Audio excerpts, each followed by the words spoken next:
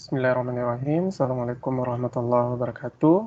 Em, kita berjumpa lagi dengan saya di mata kuliah penulisan artikel ilmiah Bio 40114. Pada materi yang kedua ini kita akan berbicara tentang Open Journal System atau OJS serta proses review jurnal. Kita akan bicara secara singkat saja, walaupun sebenarnya ini akan butuh latihan dan juga butuh banyak pembahasan lebih lanjut.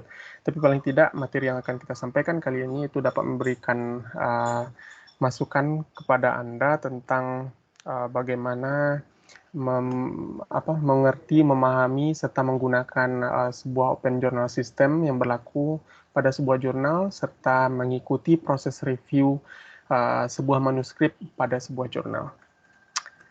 Ini mungkin sedikit kata-kata bijak dari salah seorang sahabat dekat Nabi, Khulafaur Rasyidin keempat, Ali bin Abi Thalib.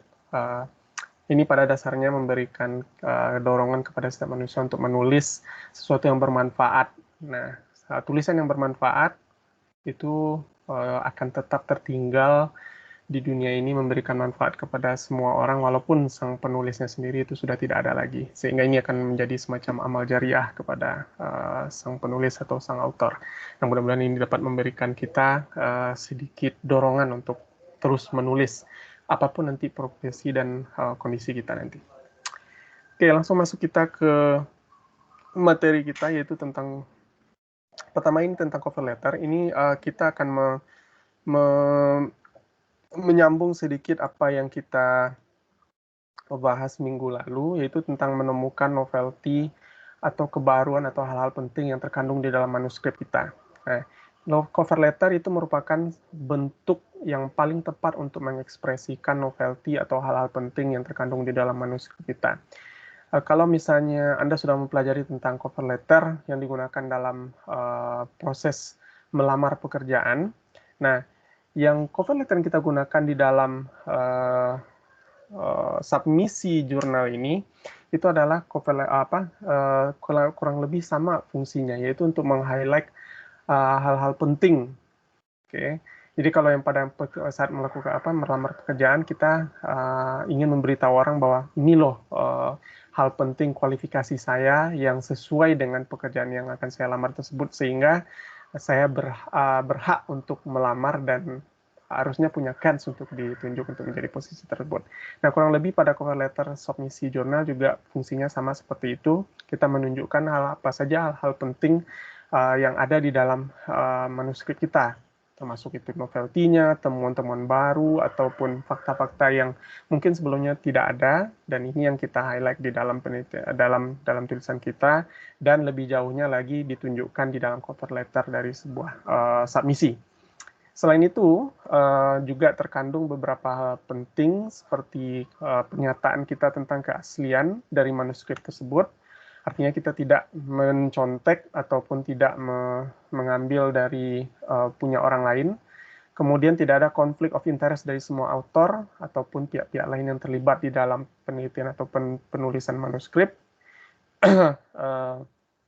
Serta pernyataan kesediaan dari semua autor untuk mengikuti semua proses yang berlaku.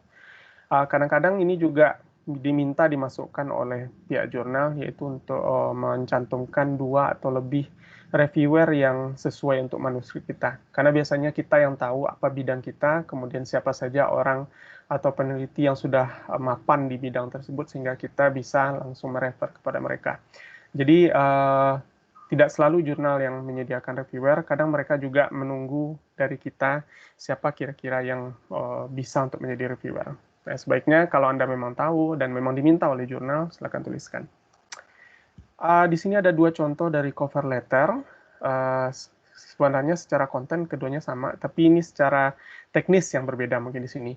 Yang pertama yang kalau Anda lihat di sini, ini masing-masing cover letternya itu sudah dibuatkan kolom-kolomnya. Jadi Anda tinggal mengisikan saja lagi sesuai dengan apa yang diminta. Misalnya seperti titel atau judul, kemudian siapa saja nama autornya, kemudian alamat autor atau kontak respondennya di mana, kemudian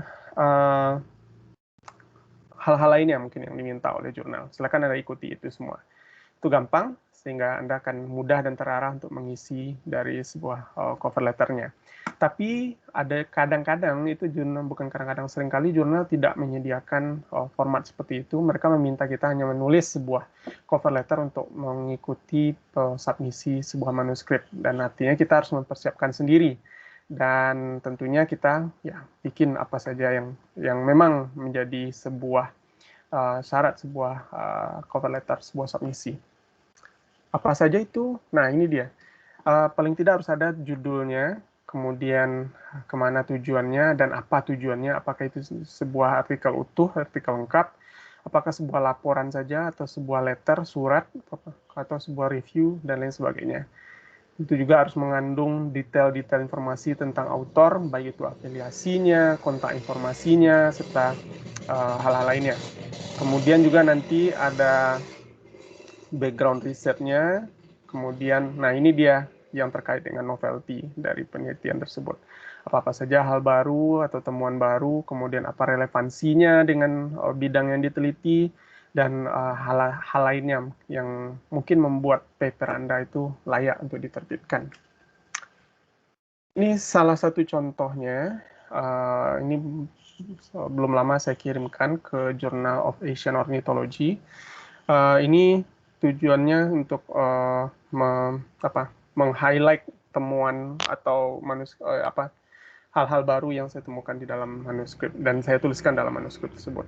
Nah, kalau Anda perhatikan pakemnya sebuah cover letter itu tidak perlu terlalu panjang lebar, tidak perlu lebih dari 1 halaman, dan hanya terdiri dari beberapa paragraf. Saya bikin hanya 3 paragraf saja untuk menjelaskan apa maksud dan tujuan saya. Nah, ini yang pertama, yang paling selain tentunya ya embel-embel di sini seperti judul tulisan kita apa, kemudian sapaan pembuka, sapaan penutup, dan tentunya keterangan tentang saya. Nah, ini yang konten utamanya hanya ada 3 paragraf saja. Di mana di paragraf pertama ini saya menjelaskan apa judulnya dan apa tujuannya. Tujuannya saya menulis ini. Tujuannya menulisnya untuk ini dipertimbangkan sebagai sebuah publikasi di Journal of Asian Ornithology yang esteem ini. Esteem artinya yang wah gitulah. Jadi nggak ada salahnya sedikit kalau kita memuji atau menyanjung jurnal yang mau kita apakan, karena kita orang yang meminta sekarang. Ada perlu kita sama orang, tentu kita ya sedikit menyanjung lah dia. Itu yang pertama. Kemudian yang kedua, saya menjelaskan apa saja, pada paragraf kedua ini saya menjelaskan apa saja temuannya.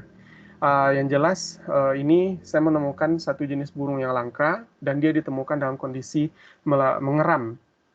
Nah, langka dan mengeram gitu. Langka ini jarang ditemukan, dan sekali-kalinya saya ketemu, ternyata dia lagi mengeram. Nah, itu justru data yang sangat penting sekali, yang mungkin tidak banyak orang yang tahu, dan tentunya kalau jika dituliskan menjadi sesuatu tulisan ilmiah, akan banyak bermanfaat bagi orang di masa depan. Nah, ini yang saya jelaskan di paragraf yang kedua ini. Apa saja temuan saya, kemudian bagaimana saya melakukan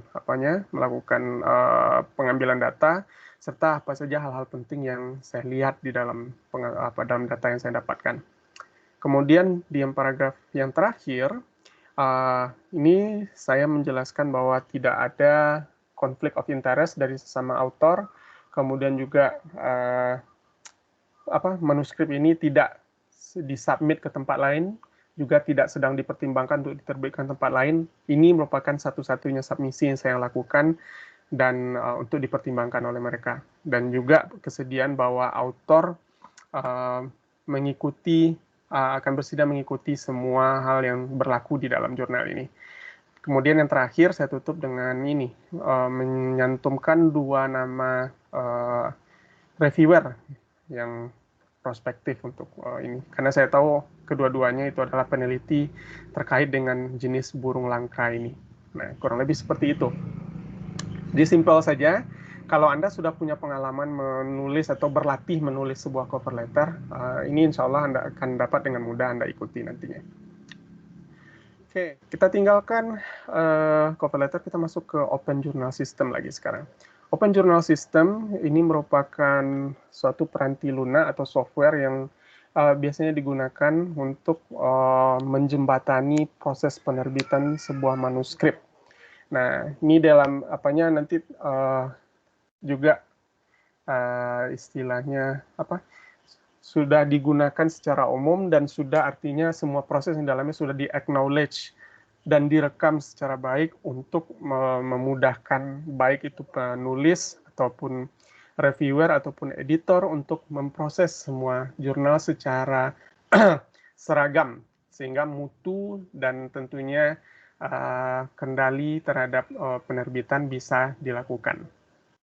Nah, selain itu juga untuk memudahkan akses penelitian, juga tentunya untuk memudahkan mencari jurnal, dan tentunya juga untuk berkontribusi dalam rangka meningkatkan pengetahuan umum. Karena sudah saking umumnya ini digunakan, tentunya kita sangat perlu untuk mengetahui ini. Mungkin kalau Anda refer ke beberapa dekade yang lalu sebelum internet itu mulai digunakan, orang menerbitkan makalah ini tentunya dengan mengetik menggunakan mesin tik, kemudian dikirimkan lewat pos ke redaksinya, kemudian redaksi membacanya dan mencoret-coret apanya untuk melakukan revisi, dikirim balik lagi ke autornya untuk diperbaiki, tentunya sebuah proses yang sangat lama. Tapi dengan adanya kemajuan internet, juga dengan adanya kemajuan program-program komputer, semuanya bisa dipersingkat dan dipermudah. Nah, inilah kegunaan dari OJS ini. Anda sudah diminta untuk melakukan sebuah proses pendaftaran registrasi OJS. Kalau ada yang belum, wah sayang sekali Anda. Anda pasti akan ketemu dengan jendela utama ini. Ini di mana Anda mengisikan profil Anda, baik itu nama penggunanya atau username, kemudian password tentunya yang paling penting, yaitu yang nanti akan membuka Anda. Mudah-mudahan bagi Anda yang pelupa dengan password sudah mencatatnya. Kemudian di sini mengisikan nama serta afiliasi Anda. Ini yang paling penting. Walaupun nanti Anda membuat username Anda itu sesuatu yang berbeda dari nama asli Anda, tapi nama asli harusnya nama yang benar-benar Anda gitu. Karena nanti itu akan sangat penting sekali. Di sini mungkin tidak terlihat ORCID namanya, tapi kalau Anda mendaftar pasti mengikuti semua proses seperti Anda akan ketemu dengan yang namanya ORCID. ORCID itu adalah identifier atau tanda pengenal Anda secara online yang Anda bisa dapat dengan mengakses orchid.org. Nanti Anda mendaftar, di sana Anda mendapatkan nomor khusus yang identitas Anda. Sehingga kalau itu ORCID yang sama Anda masukkan ke semua jurnal yang Anda daftarkan dan kemudian Anda menerbitkan di jurnal tersebut, secara otomatis semua publikasi Anda itu akan di-link-kan dengan Anda. Sehingga Anda tidak perlu susah-susah lagi mencarinya, otomatis dia sudah terkumpul langsung kepada Anda. Nah, setelah semuanya selesai Anda isikan di sini, ini di jendela yang kedua ini adalah bagian terakhir dari sebuah proses pendaftaran OJS. Anda diberikan di sini pilihan untuk menjadi pembaca atau reader, atau ikut juga menjadi author atau reviewer juga nanti di sana. Saran saya, karena ini nanti kita akan menggunakannya untuk ke masa depan, bukan hanya sekedar latihan di mata kuliah ini, sebaiknya Anda juga mengklik paling tidak author selain menjadi reader. Kalau misalnya Anda lupa mengklik authornya, Anda masih bisa memperbaikinya, mengedit lagi nanti profil Anda. Oke. Jadi setelah Anda mengklik reader dan author, kalau misalnya Anda juga pede, silakan klik reviewer. Jangan lupa untuk mengklik konfirmasi ini juga, karena ini nanti akan mengirimkan informasi ke email Anda yang Anda masukkan di sini. Jadi setelah Anda masukkan semuanya, tekan register, dan secara otomatis nanti Anda akan sudah punya sebuah akun di jurnal yang Anda daftar tadi. Oke, sekarang kita akan coba lihat ke proses submisi sebuah manuskrip. Jadi ketika Anda sudah masuk dan mendaftar ke sebuah OJS jurnal, Anda akan mempunyai akun seperti ini. Jadi Anda lihat rata-rata semua jurnal itu akan punya platformnya, kelihatan platformnya seperti ini, nanti akan tergantung nanti ke versi OJS-nya yang mana, tapi biasanya rata-rata akan terlihat seperti ini. Oke. Ada author, kemudian ada aktif. Aktif ini artinya berapa manuskrip yang sedang terkumpul via OJS jurnal ini. Kemudian archive ini terkait dengan berapa jurnal yang sudah selesai diproses, baik itu ditolak ataupun diterima, itu akan terlihat di sini berapa jumlahnya. Dan satu lagi link new submission, artinya ketika Anda mau mengumpulkan atau submit manuskrip baru, disinilah tempatnya. Oke, Anda akan melihatnya di sini. Jadi ketika Anda akan memulai submisi, kliklah new submission ini. Dan otomatis Anda akan masuk ke starting submission, dan biasanya akan selalu dihadapkan dengan submission checklist ini. Jadi akan ada serangkaian checkbox yang perlu Anda cek dan Anda sesuaikan dengan manuskrip Anda. Ingat, minggu lalu kita sudah bercerita tentang ini, submission checklist ini yang akan membantu kita untuk memperbaiki atau format dari penulisan manuskrip kita. Sekarang ini kita juga akan temukan ini saat mau memulai submisi.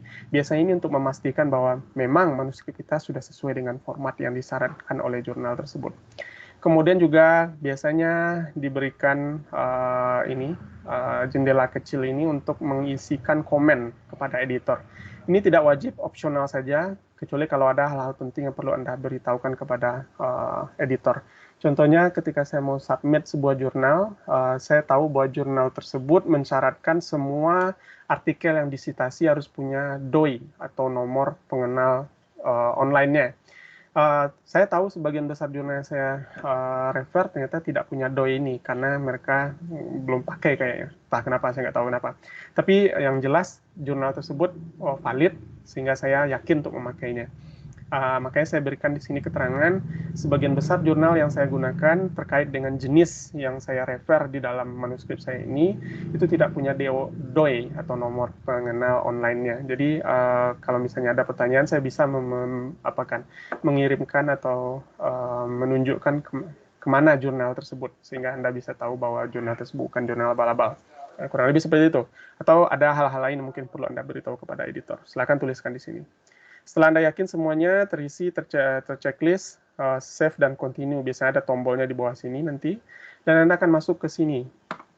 Yang pertama, ini sebenarnya satu jendela sebenarnya, cuma karena terlalu panjang saya potong menjadi dua. Di bagian yang pertama ini itu terkait dengan metadata Anda sebagai autornya. Okay. Dan biasanya ini sama dengan semua yang Anda isikan tadi di bagian registrasi awal jurnal Anda, kayak OJS-nya. Dan biasanya itu kalau tidak ada perubahan yang signifikan, Anda tidak perlu mengubah ini lagi. Tapi kalau misalnya ada perubahan seperti Anda mempunyai perubahan afiliasi, Anda sudah tamat mungkin bekerja di tempat lain, ini mungkin perlu Anda ubah. Kemudian juga kalau misalnya Anda pindah ke negara lain, itu bisa juga Anda ubah ini di sini. Nah, kalau tidak ada, sebaiknya biarkan saja dan kita berlanjut ke metadata dari jurnalnya lagi, dari manuskrip Anda. Ada beberapa hal yang perlu diisikan di sini. Yang pertama judul, abstrak, dan kata kunci. Ketiga-tiganya bisa Anda copy paste dari manuskrip Anda secara langsung. Bahasa itu silakan Anda isikan di sini. Biasanya kalau tidak ada opsi bahasa Indonesia, isikan aja English, itu tidak masalah. Kemudian kontributornya atau sponsor atau siapapun yang mendukung penelitian Anda. Misalnya kalau Anda mendapatkan bantuan dana dari PKM, PKM itu dari Dikti. Nah, silakan tuliskan Dikti di sini. Atau mungkin ada dana lain yang Anda dapatkan, silakan isikan semuanya di sini. Kalau misalnya ada beberapa sponsor, tuliskan semuanya. Karena ini sangat membantu sekali, bukan hanya pada Anda, tapi juga nanti pada sponsornya itu sendiri. Dan yang terakhir, sebenarnya ada jendelanya lagi di sini karena sangat panjang sekali, jadi saya tidak memuat semuanya. Tapi referensi ini biasanya semua daftar pustaka yang Anda pakai di dalam manuskrip. Anda tinggal copy pastekan saja, klik dan selesai. Kemudian di bawahnya lagi ada save and continue, tekan itu dan Anda akan masuk ke jendela ini. Jendela ini khusus untuk memasukkan semua file-file yang sifatnya pelengkap untuk jurnal, untuk manuskrip Anda.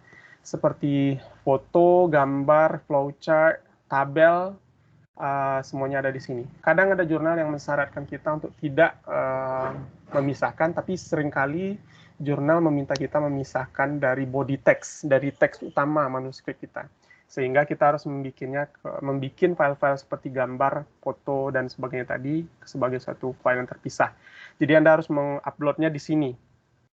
Silakan browse, cari di mana letaknya, kemudian upload.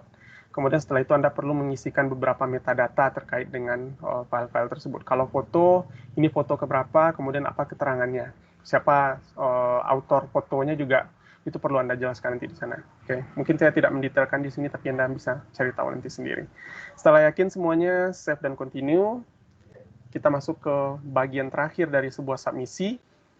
Biasanya kalau kita sudah mengupload semuanya, itu akan ada daftarnya di sini. Ini karena saya hanya mengambil sebagai contoh, jadi tidak terlihat ada apa saja yang saya sudah upload di sini. Tapi biasanya itu akan terlihat teks utama dari manuskrip, kemudian semua file-file suplementari tadi. Oke.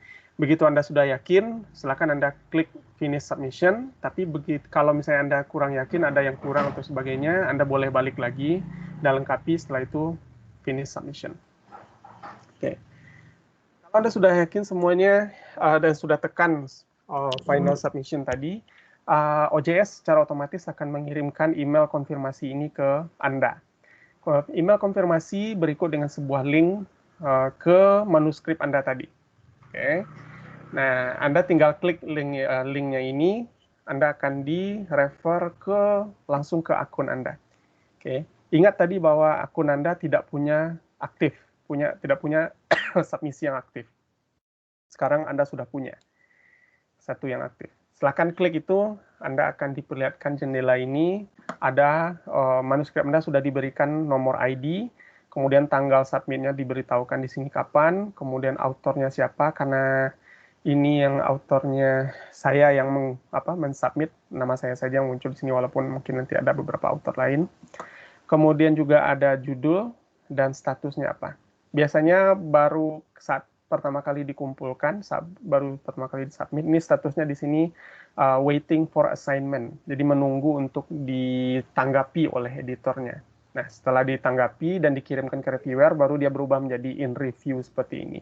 Nanti setelah ada masukan dari reviewer, dikirim ulang kepada kita, nanti akan ada lagi status barunya, sampai nanti dia diterima atau ditolak. Nanti itu baru akan diarsipkan di sini, dan ini kosong.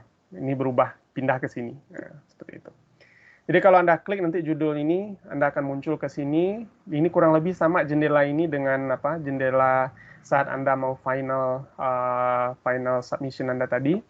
Anda akan diperlihatkan apa saja yang sudah Anda kumpulkan, termasuk dengan semua metadata dan statusnya juga ada di sini. Jadi ini untuk mencek saja bagaimana kondisi terakhir dari jurnal Anda. Apakah sudah diperiksa ataupun belum, atau bagaimananya gitu. Anda bisa lihat, cek semuanya di sini. Kemudian kita cerita sedikit tentang ini, bagaimana sebuah submisi kejadiannya. Jadi akan ada kemungkinan akan ada 3 skenario yang mungkin untuk manuskrip Anda yang disubmisi. Yang pertama tentunya ditolak karena tidak sesuai, atau mungkin karena ada pertimbangan lain, misalnya penelitian ini sudah pernah dilakukan orang, datanya sudah terlalu umum, bla bla bla. Ya, tidak masalah, jangan putus asa. Anda bisa tetap submit ke lain jurnal, atau dengan menurunkan level jurnalnya Anda tetap bisa submit. Kemudian yang kedua, ini skenario yang sangat kita inginkan, revisi, karena ini artinya ada tanggapan dari pihak jurnal dan reviewernya bahwa ada sesuatu yang berharga di sini tentunya, dan perlu direvisi sebelum nanti diterbitkan nanti di sini. Oke. Jadi kalau perbaiki nanti akan ada mungkin kemungkinan besar akan ada rebutalnya atau jawaban atau respon kita terhadap semua revisi yang diberikan oleh reviewer. Oke, itu versi keduanya. Paling tidak satu jurnal sebelum dia terbit, dia harus mengalami paling tidak 1 revisi dari pihak jurnal. Atau bisa jadi juga akan ada skenario ketiga ini. Anda diminta untuk downgrade dari apa. Ini semacam revisi juga sebenarnya, tapi ini lebih ke menurunkan bukan mutu tulisan, tapi konteks tulisannya.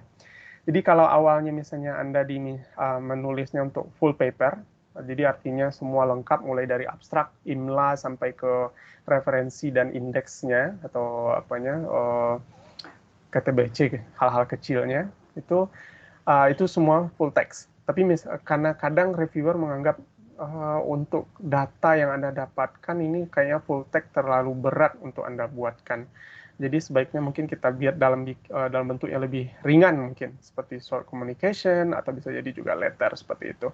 Artinya ini bukan ditolak sama sekali, tapi Anda diminta untuk mengurangi muatan dari tulisan Anda sehingga bisa mungkin lebih sesuai untuk dimuat seperti itu. Nah, ini 3 skenario yang mungkin terjadi untuk submisi Anda. Oke, apapun itu yang terjadi, jangan putus asa. Apapun itu semuanya bisa kita kita bisa cari jalan keluar sehingga ujung-ujungnya nanti semua manuskrip Anda bisa diterbitkan. Nah, kita sekarang cek proses reviewnya. Kurang lebih ini yang akan terjadi. Jika kita menggunakan Word ataupun Linux, biasanya akan ada seringkali reviewer itu akan menggunakan fungsi track change ya untuk menunjukkan hal-hal apa saja yang mereka koreksi, mereka sarankan, beri masukan atau kritik terhadap manuskrip kita. Kalau di Word sendiri itu pada jendela review Anda bisa nampak ini panel-panel seperti ini. Nah, yang track change ini yang akan harus Anda hidupkan untuk melihat apa saja yang dilakukan oleh reviewer pada manuskrip Anda. Ingat jangan lupa untuk membuat jendela down drop down ini menjadi all markup. Jadi semua yang dilakukan oleh reviewer bisa Anda lihat pada manuskrip Anda. Contohnya seperti ini, koreksi reviewer terhadap huruf besar. Nah, jadi huruf besar mungkin tidak perlu diubah menjadi huruf kecil, atau misalnya saran mana istilah yang lebih tepat, atau mana verbal yang lebih tepat seperti ini. Atau mungkin juga sarannya seperti ini. Anda bisa lihat semuanya di sini. Oke. Kemudian jika Anda oke dengan perubahan tersebut, silakan di-accept. Jika tidak, silakan di-reject. Nah, kalau kita mereject, artinya kita harus punya argumentasi kenapa kita mereject. Itu yang penting di sana. Dan nanti kalau Anda tadi melihat di slide sebelumnya ada kata rebutal, di sanalah nanti rebutal akan berperan penting untuk menerangkan kenapa Anda mereject saran atau masukan dari reviewer tadi. Kemudian reviewer kadang juga menggunakan balon komen, terutama untuk meng-highlight suatu kalimat dan meminta apa saja yang perlu Anda lakukan di sana tanpa harus mencoret ataupun melakukan hal yang bikin autor gimana gitu pada tulisan tersebut. Biasanya di sini dalam bentuk pertanyaan atau masukan atau saran juga. Dan Anda bisa lebih fokus melihat pada bagian yang diberi komen tersebut. Kalau misalnya Anda tidak tahu mana yang dikomen, silakan klik komen balon komennya tersebut. Balon komen biasa terletak pada sisi sebelah kanan dari dokumen manuskrip Anda. Klik di sana dan otomatis dia akan menunjukkan ada kayak benang merah atau benang biru nanti menunjukkan ke bagian mana yang diberi komen. Nah, Anda lihat, Anda baca komennya apa, dan nanti terserah nanti dari sifat dari komennya ini, Anda bisa lakukan follow up-nya. Kalau misalnya saran atau kritik atau masukan, Anda bisanya mengubah ini. Misalnya katanya, bagian ini agak kurang detail, Anda harus mendetailkannya lebih lanjut. Nah, kalau Anda baca seperti itu, artinya Anda disarankan untuk melengkapi. Kalau Anda baca, oh ya ternyata memang ini kurang, saya lengkapi, kemudian Anda lengkapi. Nah, salah satu fitur yang menarik dari balon komen ini, Anda bisa membalas komen dari dari reviewer tadi. Jadi kalau misalnya dia memberikan saran lengkapi ini, kemudian Anda klik ada tombol di atas kanannya ini, Anda klik di sana, kemudian Anda akan muncul jendela tambahan di bawah komennya ini. Anda bisa ketikkan komen Anda di sana. Saya sudah melengkapi sesuai dengan saya sudah melengkapi sesuai dengan saran dari reviewer. Nah, artinya nanti reviewer juga bisa membaca apa yang sudah Anda lakukan serta apa keterangan Anda terkait dengan apa yang mereka sarankan atau pertanyakan tadi. Itu yang balon komen. Kemudian juga jika kita menggunakan dokumen PDF, kita masih bisa melakukan proses review ini juga, walaupun PDF itu sifatnya lebih fix dibandingkan dengan Word. PDF ini dia agak kurang bisa di otak-atik, dia hanya bisa ditambah-tambahi dengan dengan bling-bling seperti ini, seperti warna highlight dicoret ataupun dengan komen yang terhubung dengan jendela komen seperti ini. Kita tidak bisa menambahkan atau menyisipkan kalimat baru di sini karena dia sudah fix tapi sebuah manuskrip yang dalam bentuk PDF tetap masih bisa diberikan kritikan, masukan, dan highlight untuk memberikan penjelasan apa saja yang dipermasalahkan oleh reviewer. Jadi kalau misalnya Anda melihat tanda komen, ada komentar seperti ini, Anda silakan klik di sana, biasanya akan muncul pop-up komennya. Tapi seringkali orang agak kurang fokus dengan itu karena jendela pop-up-nya biasanya akan sering hilang kalau Anda mau menaik turunkan laman Anda. Jadi klik view ini, kemudian klik komen di drop down-nya. Nah, nanti akan muncul jendela komen seperti ini dengan list semua komen yang diberikan oleh reviewer. Kalau ini punya saya dulu, ada sekitar 88 komen yang diberikan oleh reviewer terkait dengan manuskrip saya. Nah, ketika saya ingin tahu yang dicoret ini apa sih masalahnya, saya klik tanda komennya ini seperti tanda balon gitu ya. Saya klik itu, kemudian di jendela komennya ini, di jendela list semua komennya ini akan muncul highlight-nya. Nah, saya tahu yang highlight ini terkait dengan yang ini komennya. Saya baca dan saya tahu nah itu komennya. Saya bisa menyikapi selanjutnya seperti itu. Dan juga kalau Anda lihat ada tanda tambah atau tanda di sebelah kanan dari komen ini, Anda bisa memberikan input juga di sana. Jadi kalau misalnya ada yang Anda lakukan terkait dengan ini, silakan Anda berikan balasan kepada komen dari reviewer tadi. Nah, sekarang kita cerita lagi tentang revisi dan rebuttal, walaupun nanti lebih banyak sebenarnya rebuttal. Ingat tadi bahwa tidak semua saran, masukan, dan pertanyaan dari reviewer itu perlu Anda ikuti. Karena kadang yang lebih bukan kadang sih, karena harusnya yang lebih tahu tentang manuskrip itu adalah kita.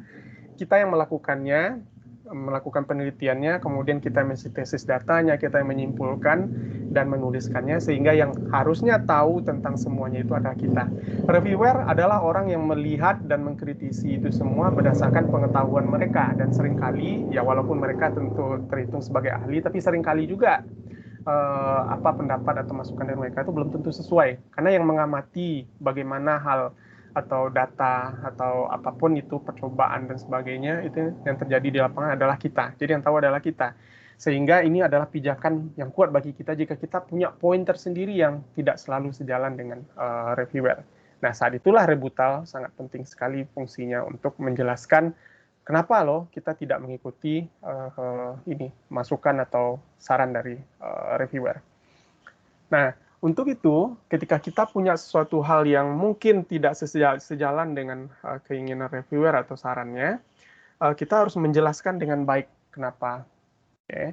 Biasanya itu akan ada sedikit tulisan juga atau cover letternya juga untuk itu yang menjelaskan semua respon kita terhadap masukan dan saran dari para reviewer. Ingat bahwa menjelaskan apa pertanyaan atau komen dari reviewer itu bisa menjadi suatu hal yang sangat sulit, karena biasanya kita akan menganggap bahwa ternyata yang saran mereka yang memberikan saran reviewer ini orang-orang yang hebat gitu, dan pasti mungkin bisa jadi kita nanti akan didebat terus atau dibully mungkin malah atau apa. Jangan seperti itu. Kita harus tegak pada poin kita sendiri, karena penelitian ini adalah penelitian kita yang tahu. Dengan demikian kita berhak untuk mempertahankan selama kita punya dasar untuk itu. Nah, ingat bahwa ada 3 aturan dasar, aturan golden rule-nya untuk itu. Jadi saat kita merespon dengan menggunakan rebuttal, kita harus merespon setiap komennya itu atau setiap pertanyaan itu dengan lengkap, walaupun cuman hanya seperti perbaikan ringan saja atau perubahan kecil saja dari pertanyaan dari manuskrip kita, itu sebaiknya tetap kita jelaskan dalam rebuttal tadi. Kemudian juga meresponnya dengan secara sopan. Oke. ya tentu saja kita udah capek-capek nih bikin manuskrip, kemudian seenaknya aja ini reviewernya mencoret atau memberikan komen yang pedas gitu. Nah, seringkali kita merasa oh ini enggak nih gitu. Walaupun demikian, tetap merespon dengan sopan, oke. Dan juga kalau kita punya argumentasi, biasanya hadirkan juga dengan bukti-bukti. Apakah itu sesuatu yang kita amati secara langsung saat kita melakukan penelitian, ataupun data-data yang mungkin kita dapatkan dari sumber kedua seperti daftar bacaan dan lain sebagainya tadi. Bisa Anda hadirkan itu sebagai bahan untuk pembelaan terhadap pendapat Anda pribadi. Oke. Nah, ini contoh rebutalnya. Anda memberikan ya sedikit salam pembuka lah dulu, kemudian sedikit puja-puji kepada reviewer bahwa mereka sudah bersedia mereview kita dan memberikan masukan-masukan yang sangat berharga, bla bla bla bla.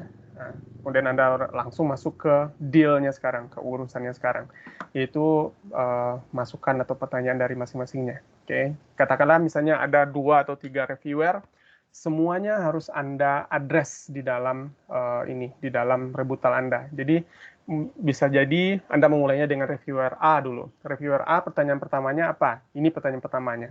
Kemudian apa respon Anda? Ya katakanlah mungkin Anda mengikuti saja gitu, karena ya tidak ada masalah dengan itu.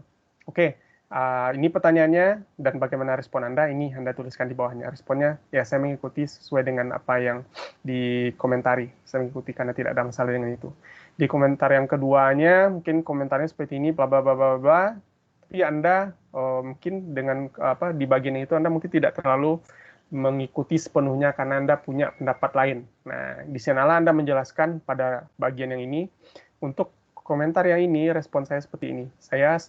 Kami sebenarnya setuju secara dasar dengan apa yang Anda jelaskan, tapi kami mengamati agak berbeda dengan yang terjadi di lapangan saat kami menggunakan percobaan ini dengan bahan-bahan seperti ini dan perlakuan seperti ini agak berbeda seperti itu. Sehingga kami tidak full bisa sesuai dengan apa yang Anda berikan. Jadi intinya setiap pertanyaan, setiap komen dan apa yang diapakan dari para reviewer kita jelaskan sampai sedetail mungkin, sehingga mereka bisa menerima dan tentunya win-win solution. Reviewer merasa oke, kita juga merasa senang bahwa semua yang kita sampaikan dapat diterima dengan baik. Jadi kurang lebih seperti itulah rebutal. Dan rebutal merupakan sebuah bagian integral dari proses review sebuah manuskrip sebelum dia diterbitkan. Oke, saya rasa itu saja mungkin untuk materi pertemuan kita yang kedua ini. Kalau ada pertanyaan, kita akan diskusikan nanti dengan menggunakan forum, bisa MS Team atau Zoom nanti. Saya akhiri dulu. Saya ucapkan Assalamualaikum warahmatullahi wabarakatuh.